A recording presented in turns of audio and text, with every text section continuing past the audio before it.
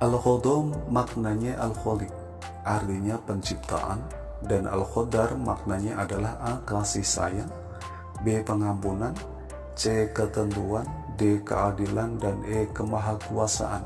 Silahkan tebak Bapak Ibu. 5, 4, 3, 2, 1. Untuk jawaban yang tepat nomor 1 adalah C, yaitu ketentuan.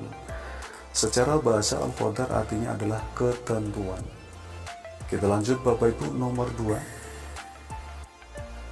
Pak Udin menemukan beberapa peserta didiknya yang prestasinya bagus selalu mencoret-coret buku catatan dengan berbagai ilustrasi sehingga tidak pernah rapi dan terkesan kotor. Tindakan yang sebaiknya dilakukan Pak Udin adalah A. meminta peserta didik memindahkan catatan ke buku baru, B. memberikan catatan penilaian dari aspek kerapian, C. menegur dan menasihati agar menjaga kerapian buku catatan, D. memberikan catatan penilaian dari aspek kerajinan, dan E. menanyakan strategi belajar yang dilakukan. Silakan tebak Bapak Ibu. 5, 4, 3, 2, 1. Untuk jawaban yang tepat nomor 2 adalah B, yaitu memberikan catatan penilaian dari aspek kerapian. Tindakan yang sebaiknya dilakukan oleh Pak Udin adalah memberikan catatan penilaian dari aspek kerapian. Kita lanjut Bapak Ibu. Nomor 3. Kiamat menurut sains dimungkinkan dengan ciri-ciri jika bumi A. tsunami, B. gempa, C. banjir, D. kacau balau, dan E. ditabrak oleh planet asteroid lain. Untuk jawaban yang tepat nomor 3 adalah E Bapak Ibu, yaitu ditabrak oleh planet asteroid lain. Kiamat menurut sains dimungkinkan dengan ciri-cirinya jika bumi ditabrak oleh planet asteroid lain. Kita lanjut Bapak Ibu. Nomor 4. Model pembelajaran yang menyajikan masalah kontekstual di mana peserta didik bekerja dalam tim untuk memecahkan masalah dunia nyata atau real world sehingga merangsang peserta didik untuk belajar merupakan ciri khas model pembelajaran berikut: A. discovery learning, B. inquiry, C. PJBL atau project based learning, dan D. PBL atau problem based learning. Untuk jawaban yang tepat silahkan tebak Bapak Ibu. 5, 4, 3, 2, 1. Untuk jawaban tepat adalah D, yaitu PBL atau problem based learning. Pembahasannya, problem based learning PBL atau pembelajaran berbasis masalah adalah sebuah metode yang mengenalkan siswa pada suatu kasus yang memiliki keterkaitan dengan materi yang dibahas. Siswa kemudian akan diminta untuk mencari solusi untuk menyelesaikan kasus masalah tersebut. Jadi untuk jawaban yang tepat nomor 4 adalah D, problem based learning. Kita lanjut Bapak Ibu. Nomor 5. Sihir secara bahasa bermakna A. buram, B. samar-samar, C. nyata, D. jelas, dan E. tampak. Untuk jawaban yang tepat nomor 5 adalah B, yaitu samar-samar. Dilansir dari Ensiklopedia Britannica, sihir secara bahasa bermakna samar-samar. Kita lanjut Bapak Ibu. Nomor 6. Penciptaan realisasi Allah atas sesuatu pada kadar tertentu sesuai dengan kehendaknya pada azali disebut A. khodib, B. khodo, C. khodi, D. khodar, dan E. khoul. Silahkan tebak Bapak Ibu. 5, 4, 3, 2, 1. Untuk jawaban yang tepat adalah D, yaitu adalah khodar. Pembahasannya, khodar atau yang disebut dengan sebagai takdir merupakan sebuah ketentuan yang akan terjadi dan menjadi sebuah pilihan dari apa yang diinginkan oleh makhluk itu sendiri. Sehingga biasanya pada takdir akan dilakukan permintaan terhadap tanggung jawab yang ada. Untuk jawaban yang tepat nomor 6 adalah D, yaitu khodar. Kita lanjut Bapak Ibu. Nomor 7. Jika guru memberikan penugasan kepada siswa yang bertujuan untuk mengukur kemampuan dalam menghasilkan karya tertentu, dan dilakukan secara berkelompok, maka jenis penilaian otentik yang tepat adalah A. Penilaian portofolio, B. Penilaian kinerja, C. Penilaian diri, D. Penilaian proyek, dan E. Penilaian jurnal. Silahkan tebak Bapak Ibu. 5, 4, 3, 2, 1. Untuk jawaban yang tepat nomor 7 adalah D, yaitu penilaian proyek. Penilaian proyek adalah penilaian yang dilakukan terhadap suatu tugas yang harus diselesaikan dalam periode atau jangka waktu tertentu. Tugas tersebut berupa suatu bentuk investigasi atau penyelidikan. Untuk jawaban yang tepat nomor 7 adalah D. Kita lanjut Bapak Ibu, nomor 8. Kemampuan manusia di luar kebiasaan yang diberikan oleh Allah kepada pemaksiat disebut A. Keramat, B. Istisqa, C. Laknat, D. Istidraj, dan E. Istikharah. Silakan tebak Bapak Ibu. 5, 4, 3, 2, 1. Untuk jawaban yang tepat nomor 8 adalah D, yaitu istidraj. Bahasanya yang dimaksud dengan istidraj adalah pemberian suatu nikmat untuk menjadikan seseorang lalai dan durhaka kepada Allah. Untuk jawaban yang tepat nomor 8 adalah D, istidraj. Kita lanjut Bapak Ibu, nomor 9. Saat proses pembelajaran, siswa diminta untuk berkumpul untuk berbagi pengalaman dengan teman yang berbeda-beda. Upaya ini dilakukan guru untuk mengembangkan kecerdasan A. intrapersonal, B. interpersonal, C. kinestetis, D. verbal linguistik, E. visual spasial. Silakan tebak Bapak Ibu. 5, 4, 3, 2, 1. Untuk jawaban yang tepat nomor 9 adalah B, yaitu interpersonal. Pembahasannya, interpersonal adalah suatu pertukaran informasi, ide, pendapat, dan perasaan yang terjadi antara dua orang atau lebih. Contoh komunikasi interpersonal antar pribadi seperti percakapan antara kedua teman. Untuk jawaban yang tepat nomor 9 adalah B, yaitu interpersonal. Kita lanjut Bapak Ibu, nomor 10. Menurut jumhur ulama yang diperkuat oleh firman Allah Subhanahu wa taala dalam surat Al-An'am ayat 141, jika tanah itu disewakan kepada orang lain, siapa yang wajib mengeluarkan zakat hasil tanah yang disewakan? Jadi siapa yang wajib mengeluarkan zakat hasil tanah yang disewakan? Untuk jawabannya adalah A. si pemilik tanah, B. si penyewa tanah, C. si pemilik tanah, dan si penyewa tanah, dan D. jawaban A, B, dan C salah. Silakan tebak Bapak Ibu. 5, 4, 3, 2, 1. Untuk jawaban yang tepat nomor 10 adalah B, yaitu si penyewa tanah. Menurut jumhur ulama bahwa yang wajib mengeluarkan zakat hasil tanah yang disewakan adalah pihak penyewa. Mereka beralasan karena yang dikeluarkan zakatnya adalah hasil tanahnya, bukan tanahnya. Hal ini diperkuat oleh pendapat Imam Malik, Imam Syafi'i, Imam Ats-Tsauri, Imam Ibnu Mubarak, dan Imam Ibnu Abu Thawr. Berpendapat penyewa tanahlah yang wajib membayar zakat. Jadi untuk jawaban nomor 10 yang tepat adalah B, yaitu siapa yang wajib mengeluarkan zakat hasil tanah yang disewakan, yaitu adalah si penyewa tanah. Kita lanjut Bapak Ibu, nomor 11. Berkenaan dengan tanah yang disewakan, kedua-duanya baik si pemilik atau maupun si penyewa sama-sama wajib mengeluarkan zakat adalah pendapat dari A. Sayyid Sabiq, B. Abu Zahra, C. Imam Syafi'i, D. Imam Mahmud al-Saltut. Untuk jawaban yang tepat silahkan tebak Bapak Ibu. 5, 4, 3,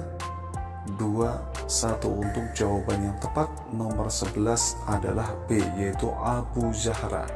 Jadi Abu Zahra ini berpendapat bahwa keduanya, baik si pemilik ataupun si penyewa, sama-sama wajib mengeluarkan zakat.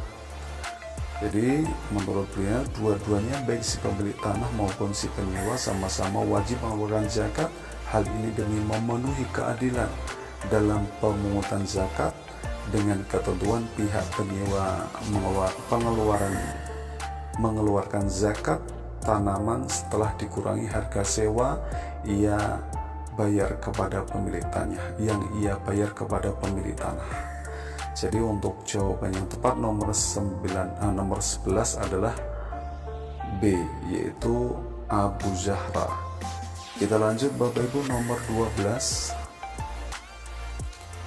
Jika tanah disewakan kepada orang lain, yang membayar sewa adalah yang mempunyai tanah dengan alasan tanah itulah hasil yang diperoleh. Tanpa tanah tak akan dapat dihasilkan apa-apa. Pendapat ini menurut ulama A. Said Sabiq, B. Abu Hanifah, C. Imam Syafi'i, D. Imam Saltut. Silahkan tebak Bapak Ibu. 5, 4, 3, 2, 1. Untuk jawaban yang tepat nomor 12 adalah B, yaitu Abu Hanifah. Jadi Abu Hanifah Bapak Ibu, menurut pendapat beliau dan pengikutnya, bahwa pemilik tanah lah yang wajib mengeluarkan zakat, karena dari sebab tanah itulah ada hasil yang diperoleh. Tanpa tanah tak akan dapat dihasilkan apa-apa. Ini adalah menurut Abu Hanifah. Kita lanjut Bapak Ibu, nomor 13. Berikut ini adalah tokoh ulama berpendapat bahwa penyewa tanahlah yang wajib membayar zakat, kecuali A. Mahmud Saltut, B. Imam Malik Syafi'i, C. Imam Ats-Tsauri dan Imam Ibnu Mubarak, D. Abu Hanifah. Silakan tebak Bapak Ibu. 5, 4, 3, 2, 1. Untuk jawaban yang tepat nomor 13 adalah D, yaitu Abu Hanifah, karena Abu Hanifah tadi berpendapat bahwa yang wajib mengeluarkan zakat adalah pemilik tanah. Jadi Abu Hanifah dan pengikutnya, pemilik tanahlah yang wajib mengeluarkan zakatnya. Jadi kecuali Abu Hanifah. Untuk jawaban yang tepat nomor 13 adalah D. Kita lanjut Bapak Ibu, nomor 14. Pak Ahmad adalah karyawan BUMN, setiap bulan mendapat gaji 8 juta rupiah. Dari gaji tersebut Pak Ahmad mengeluarkan keperluan pokok rumah tangganya 1 juta rupiah, membayar sekolah 2 orang anak 1 juta rupiah, membayar cicilan rumah 550.000 rupiah, dan membayar listrik 100.000 rupiah.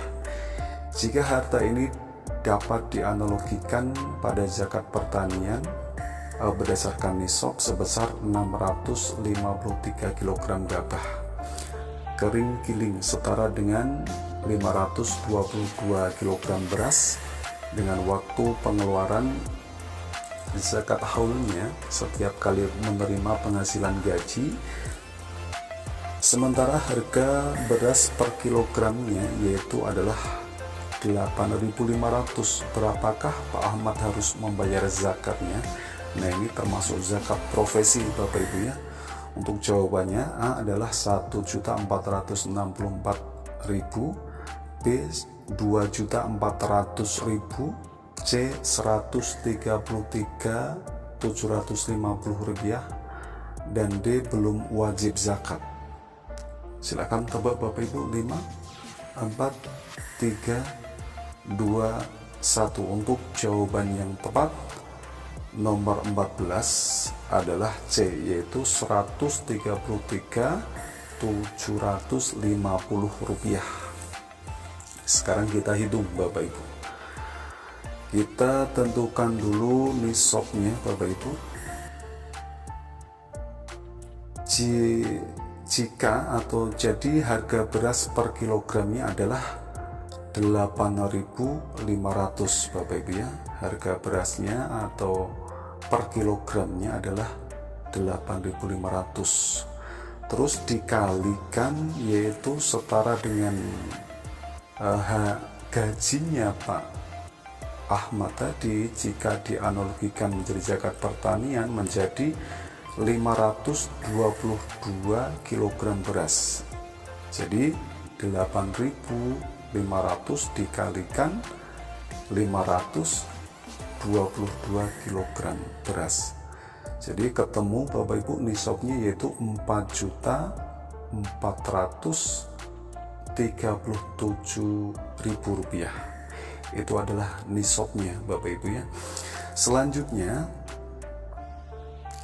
dengan penghasilan gaji Pak Ahmad yaitu 8 juta, dikurangi 1 juta untuk keperluan pokok rumah tangga, terus 1 juta lagi untuk pembayaran 2 orang anak, terus dikurangi lagi 550 untuk membayar cicilan, terus dikurangi lagi 100.000 rupiah untuk apa tadi? Untuk membayar listrik. Jadi sisa dari gaji Pak Ahmad yaitu adalah 5.350.000 rupiah. Ini adalah sisa dari gaji Pak Ahmad. Jadi artinya apa? Sisa gajinya Pak Ahmad ini di atas nisabnya. Artinya Pak Ahmad wajib mengeluarkan zakat.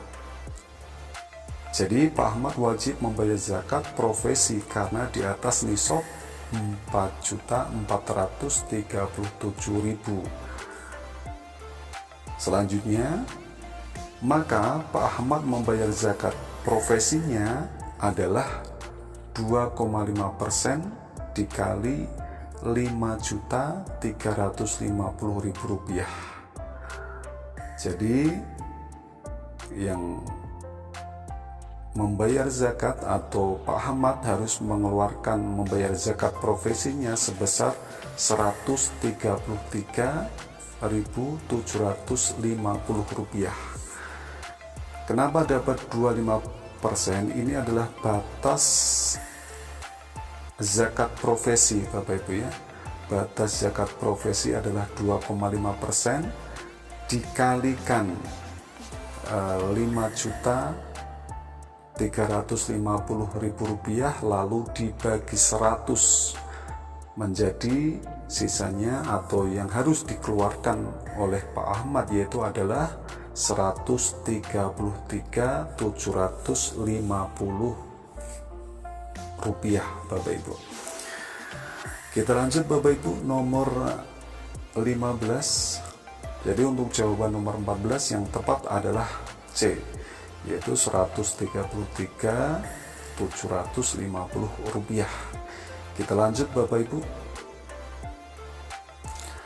Pak Abdul Baqi adalah seorang karyawan swasta yang berdomisili di Bogor. Ia mempunyai seorang istri dan 2 orang anak yang masih kecil. Penghasilan per bulannya adalah 5 juta. Jika nisabnya adalah 522 kg beras, harganya per kilogram yaitu adalah relatif, artinya masih bisa berubah Bapak Ibu ya. Berapakah zakat yang dikeluarkan Pak Abdul Baqi? A. 225.000, B. 130.000, C. 200.000, D. 125.000. Kita hitung kembali Bapak Ibu. Kita cari batas nisabnya terlebih dahulu. Untuk jawabannya adalah D. 125. Kita hitung. Kita tentukan nisabnya terlebih dahulu. Jadi harga beras per kilogramnya tadi di sini adalah 7.000 Bapak Ibu. Ini relatif, artinya apa? Bisa berubah-ubah. Jadi 7.000 itu adalah harga beras per kilogram. Terus dikalikan 522 kg beras. Jika nisab 5 juta ini, jika dijadikan nisab per kilogram beras menjadi 522 kg beras. Jadi 7.000 dikalikan 522 kg beras menjadi 3.654. Ini adalah nisabnya Bapak Ibu ya. Jadi sudah ketemu nisabnya. Selanjutnya, penghasilan bersih per bulan Pak Abdul Baqi ini adalah 5 juta. Artinya apa? 5 juta ini di atas batas nisab 3 juta. 3 juta tadi kalau harganya beras 7.000 artinya masih relatif, berarti kita bulatkan menjadi 4.437.000 rupiah. Jadi masih di atas nisab Bapak Ibu ya. Jadi wajib mengeluarkan zakat profesi. Selanjutnya, maka Pak Abdul Baqi membayar zakat profesinya adalah 2,5% dikalikan 5 juta sama dengan 125.000 rupiah. Ini adalah zakat profesinya Pak Abdul Baqi. 2,5% ini adalah zakat profesi Bapak Ibu ya, yang harus dikeluarkan. Zakat profesinya adalah 2,5% dikalikan 5 juta dari gajinya Pak Abdul Baqi tadi, terus dibagi 100, lalu hasilnya menjadi 125.000. Ini adalah zakat yang harus dikeluarkan sebesar 125.000 rupiah. Jadi untuk jawaban yang tepat nomor 15 adalah D Bapak Ibu. Kita lanjut Bapak Ibu, nomor 16. Di bawah ini termasuk zakat konsumtif tradisional adalah A. Zakat fitrah, B. Beasiswa, C. Pemberian ternak dan alat pertukangan, D. Modal usaha. Silahkan tebak Bapak Ibu. 5, 4, 3, 2, 1. Untuk jawaban yang tepat nomor 16 adalah A, yaitu zakat fitrah Bapak Ibu. Pembahasannya cukup jelas, zakat konsumtif tradisional adalah zakat fitrah. Kita lanjut Bapak Ibu, nomor 17. Siapakah pihak yang paling berperan dalam zakat produktif? A. Kreativitas mustahik untuk menjadikan zakat sebagai modal yang terus dikembangkan. B. Muzaki selaku yang memberi modal. C. Masyarakat lingkungan mustahik. D. Jawaban A, B, dan C benar. Silakan tebak Bapak Ibu. 5, 4, 3, 2, 1. Untuk jawaban yang tepat nomor 17 adalah A, yaitu kreativitas mustahik untuk menjadikan zakat sebagai modal yang terus dikembangkan. Jadi zakat produktif sendiri adalah zakat yang diberikan kepada penerimanya mustahik sebagai modal untuk menjalankan kegiatan ekonomi dalam bentuk usaha. Tujuan dari zakat ini adalah membangun dan mengembangkan tingkat ekonomi dan produktivitas mustahik, terutama bagi mereka yang hidup dalam kemiskinan. Untuk jawaban yang tepat nomor 17 adalah A Bapak Ibu ya. Kita lanjut Bapak Ibu, nomor 18. Keberadaan zakat bagi penerimanya yang berpotensi untuk membangun dan meningkatkan perekonomian kecuali A. Konsumtif tradisional, B. Konsumtif kreatif, C. Produktif tradisional, D. Produktif kreatif. Jadi keberadaan zakat bagi penerimanya yang berpotensi untuk membangun dan meningkatkan perekonomian kecuali 5, 4, 3, 2, 1. Untuk jawaban yang tepat nomor 18 adalah A, yaitu kecuali konsumtif tradisional. Konsumtif tradisional mendistribusikan zakat secara konsumtif tradisional adalah bahwa zakat dibagikan kepada mustahik dengan secara langsung untuk kebutuhan konsumtif sehari-hari, seperti pembagian zakat fitrah berupa beras dan uang kepada fakir miskin setiap Idul Fitri atau pembagian zakat mal secara langsung. Nah, jadi kecuali yaitu konsumtif atau tradisional, ini adalah keberadaan zakat bagi penerimanya yang berpotensi untuk membangun dan meningkatkan perekonomian, kecuali konsumtif, Bapak Ibu ya. Kita lanjut Bapak Ibu, nomor 19. Di bawah ini termasuk zakat konsumtif kreatif adalah A. Zakat fitrah, B. Beasiswa, C. Pemberian ternak dan alat pertukangan, D. Modal usaha.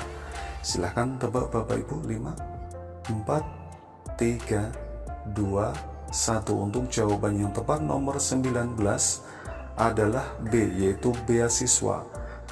Jadi distribusi bersifat konsumtif kreatif, yaitu zakat diwujudkan dalam bentuk lain dari barangnya semula, seperti diberikan dalam bentuk alat-alat sekolah, beasiswa, dan lainnya, atau bantuan sarana ibadah seperti mukena, sajadah, sarung, dan sebagainya.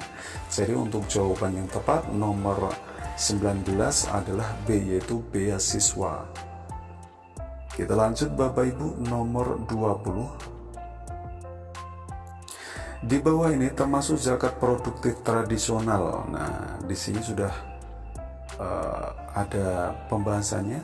A. Zakat fitrah, B. Beasiswa, C. Pemberian ternak dan alat pertukangan, D. Modal usaha. Untuk jawaban yang tepat nomor 20 adalah C, Bapak Ibu, yaitu pemberian ternak dan alat pertukangan. Pembahasannya distribusi bersifat produktif tradisional, di mana zakat diberikan dalam bentuk barang-barang produktif seperti kambing, sapi, alat cukur, alat pertukangan, dan lain sebagainya. Pemberian dalam bentuk ini akan dapat menciptakan suatu usaha yang membuka lapangan